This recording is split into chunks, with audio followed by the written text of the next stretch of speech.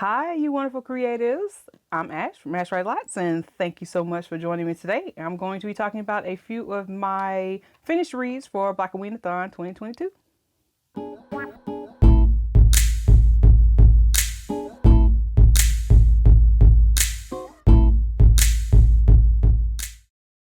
Yes, I am coming to you today with my new blood daffodil. I guess I can say blood daffodil.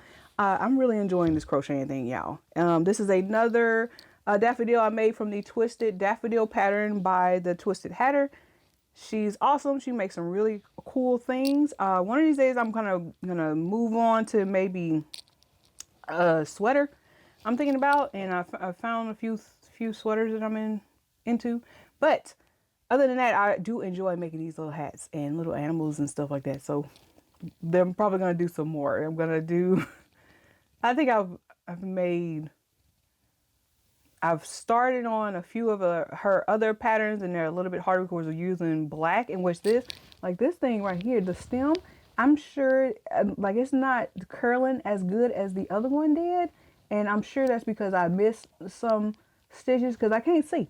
Okay, it don't matter. I got glasses on. I can't see. It's hard to crochet in black. Like if I were to sell crochet projects, and if it was in black, if it was a black blanket versus a multicolored blanket, I would charge more for the black blanket, even if I'm using less materials, because it is hard to see if I'm trying to make it. Anyway, getting off of that, we're supposed to be talking about books. So today I want to talk about Bloodland by Audra Russell, and then I have on my audiobook was Devil in Silver by Victor Lavelle. I wanted to talk about the two reads. I will say I enjoyed both of them. Both of them were enjoyable with two different reasons. This one was very enjoyable because it's set in the South. It's my Southern read. And this one was, like I said, it was about a couple who just moved into a house. She was guided by her grandmother, Paul and Teresa. And Teresa was guided by her grandmother to go and purchase this house, and it was a old plantation home. So there were ghosts, obviously, because that's where ghosts should be, if there are any. But I really enjoyed the book. It was very engaging. I did really like how it really seemed like she did a lot of research, or may have, grew up in areas like this and stuff like that. It really was believable. I've traveled to different areas, and oh yeah, get my bookmark out of there. But yeah, so it was really enjoyable. I really liked it. I will say that, okay, the ending. So I'm waiting for the next book. Obviously, you found out that we should be having another book, and I hope she is writing it. Please hurry up. if you're watching this video, please, Audra, I really enjoyed it. Please finish it. Now I'm trying not to give away too much stuff. Like I know in the summary, we talked about she's pregnant. Struggling with dealing with stuff, in which I know if I was living in a place like this, I would be out. I've been listening to my mama. You wouldn't. No, she better than me. I wouldn't be staying, and not at all. So yes, I really enjoyed this read. I'm so glad I finally got to finish it after losing it.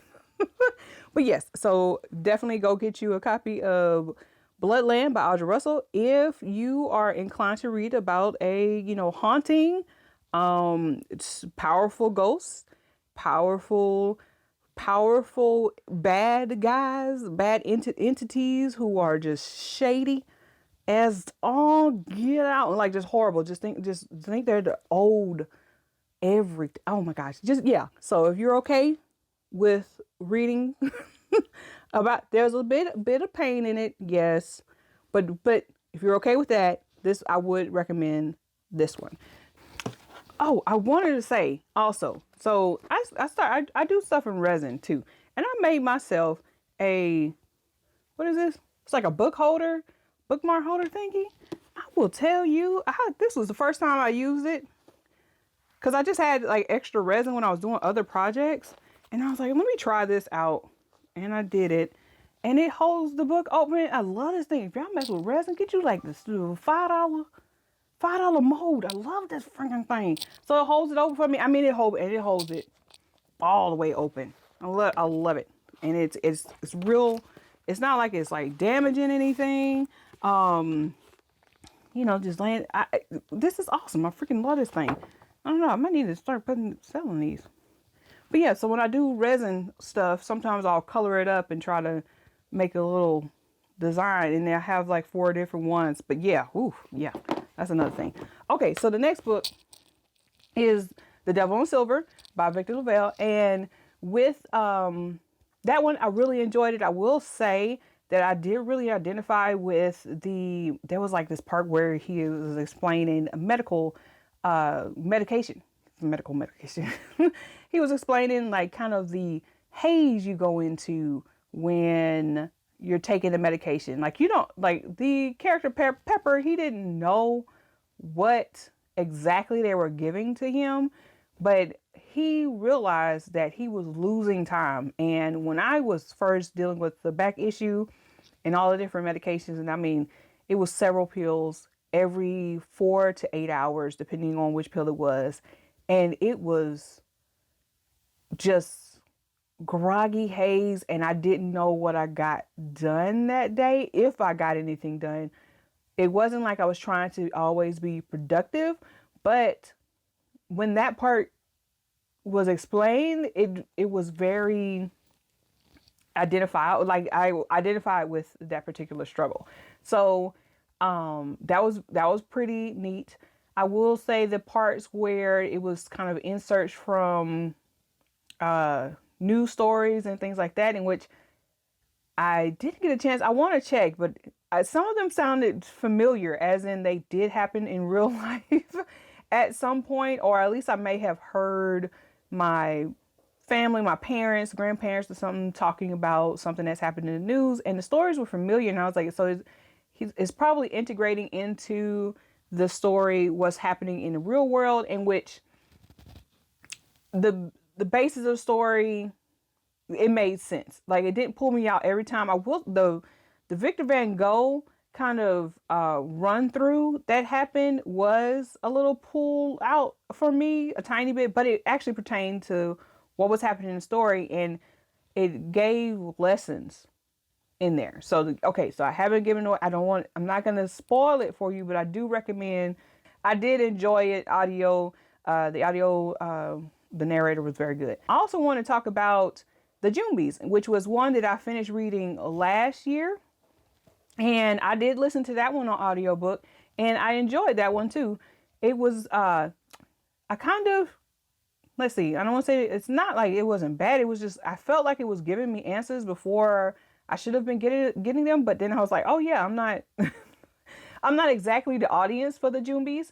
And that's by Tracy Baptiste. I don't think I said the author's name, but yes, it's not for my age range, but it was still very enjoyable. I thought it was a very good story. It did have a bit of a spooky kind of run for your life element in it. Yes, absolutely. Because you don't just stand there and wait.